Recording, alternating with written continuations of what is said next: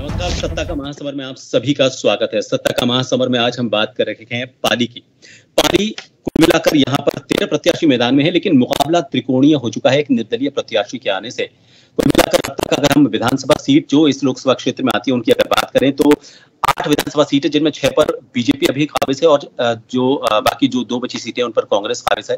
लेकिन अब तक यहाँ पर अगर मुद्दों की बात करें तो मुद्दों में पानी सबसे बड़ा मुद्दा है। फिलहाल जो लोकसभा चुनाव जिस सीट पर 26 तारीख को मतदान होने वाला है, यहाँ पर सियासत उसको लेकर क्या कहती है, उसको लेकर हमारे साथ राजनीतिक प्रतिनिधि जुड़े हुए हैं। सबसे पहले उन सभी से आपका तारुफ करवा देते हैं। हमारे साथ कांग्रेस नेता के तौर पर चुन्नीलाल राजपुरोहित जी इस वक्त जुड़े हुए हैं और कुछ देर में मुकेश राजपुरोहित जी हमारे साथ इस चर्चा का हिस्सा होंगे। चुन्नीलाल जी, बहुत बहुत स्वागत है आपका जन टीवी पर।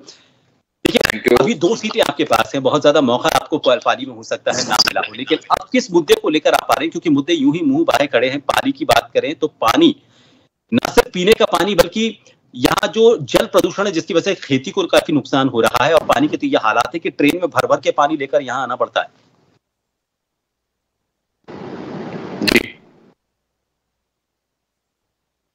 और मेरे साथ कांग्रेस मैदान में अभी पाली जिले में मुद्दे के नाम पर अगर आपने फरमाया अभी पानी का मुद्दा है, तो वास्तव में ये ज्वलंत मुद्दा है और कांग्रेस का एक एक कार्यकर्ता इस मुद्दे को मुखरता से उठाता रहा है। पाली जिले की पूरे लोकसभा क्षेत्र की मैं बात करूं तो पाली जिले में हमारे 6 विधानसभा क्षेत्र हैं।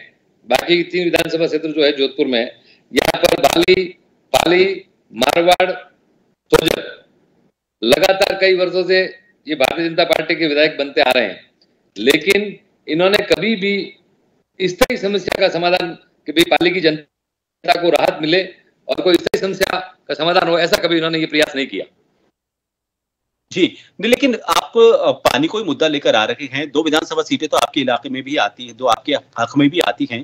कोशिश की गई थी और अब जबकि एक त्रिकोणीय मुकाबला वहां पर आ जाता है, तो ऐसे में आपको क्या लगता है कि आपकी कोशिशें कितनी कामयाब होंगी? देखिए, 2 आमने सामने मुकाबला होता है तो लगता है कि वोटों का ध्रुवीकरण नहीं होगा, लेकिन जब एक और उम्मीदवार मैदान में बड़ी ताल ठोक कर आ जाता है तो दोनों राजनीतिक दलों के लिए थोड़ी सी मुश्किलात पैदा हो जाती है। तो तीसरे त्रिकोणीय मुकाबले से आप अपने आप को कितना मजबूत या कितना कमजोर मानते हैं?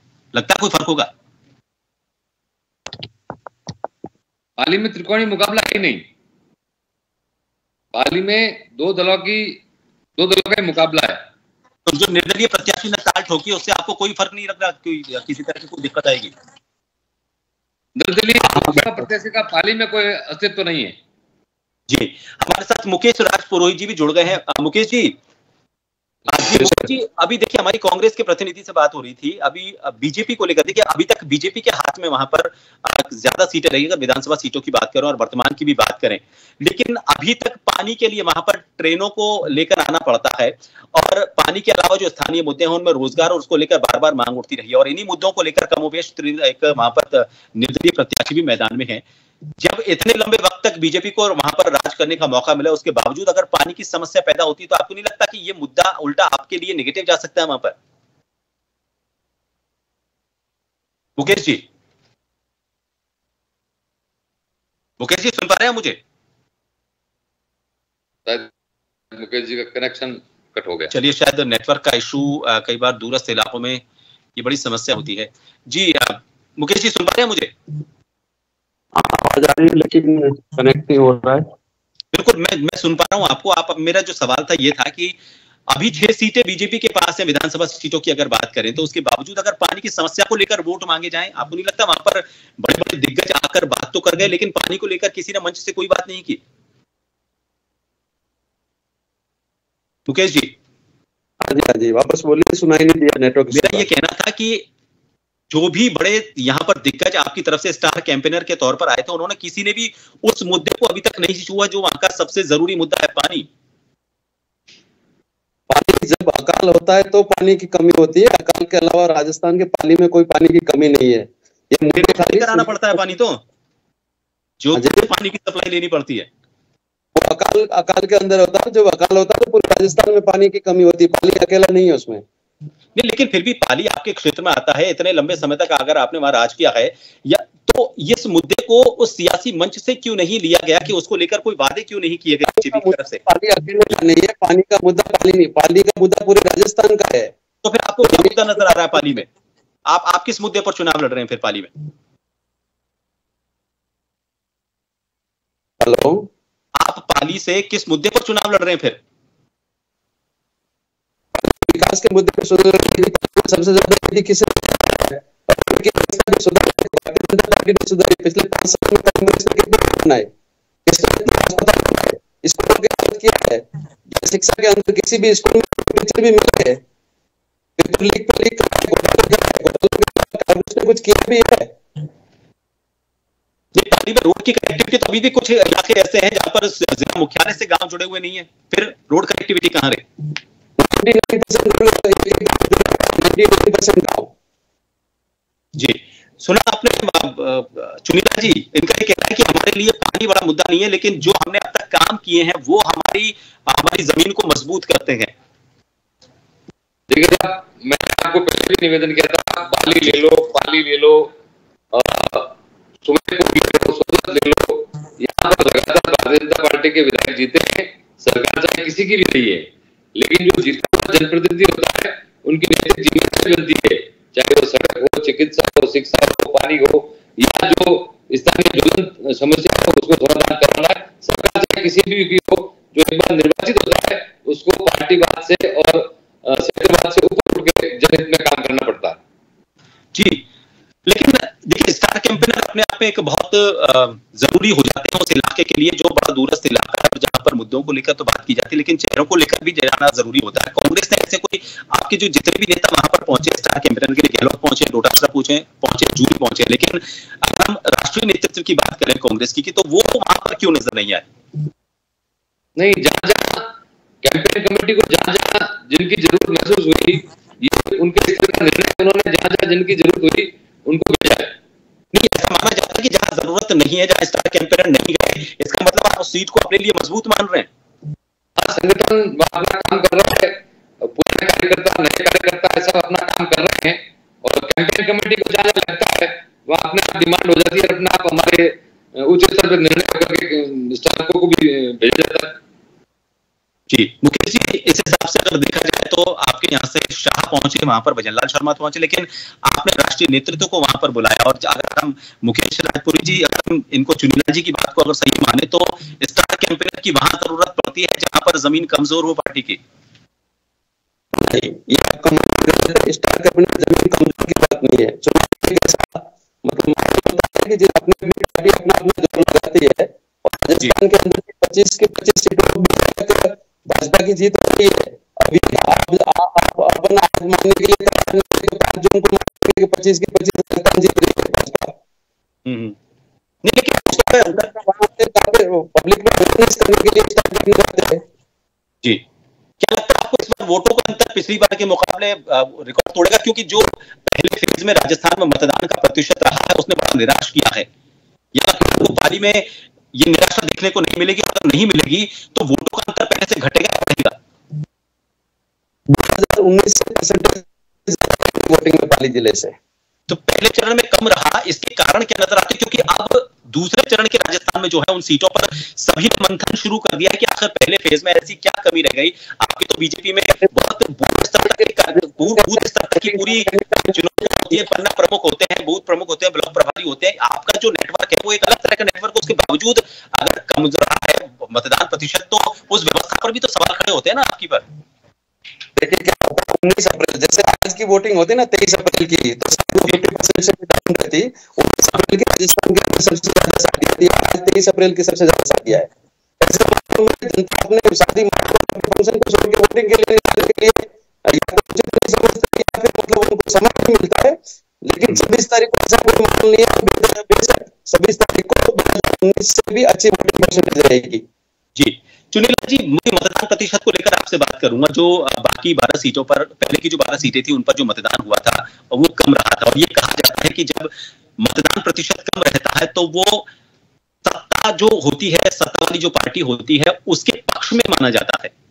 अब चूंकि अब सेकेंड फेज में पाली में वो मतदान होने वाला है, तो किसी तरह का कोई आपको वहां डर नहीं लग रहा?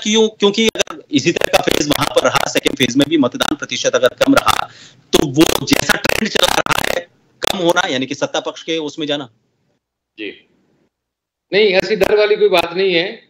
हमने जो संगठन स्तर पे काम करना है वो हम सब कर रहे हैं, और बूथ स्तर पे जो हमारे इकाई अध्यक्ष हो चाहे बूथ के हमारे प्रतिनिधि हो, उनको जिम्मेदारी दे रखी है कि एक एक मतदाता को घर से ले जाकर बूथ तक पहुंचाना, ये हमारे संगठन के निचले स्तर के कार्यकर्ताओं की जिम्मेदारी है। और हमें भी ये निर्देशित किया गया है जहां जहां आपको जो जो जिम्मेदारी दी गई है तो आप अधिक से अधिक मतदान कराएं और लोगों को मोटिवेट करें कि भाई आप ज्यादा से ज्यादा मतदान करें, अपने मत का उपयोग करें और एक सशक्त नेतृत्व का चुनाव करें।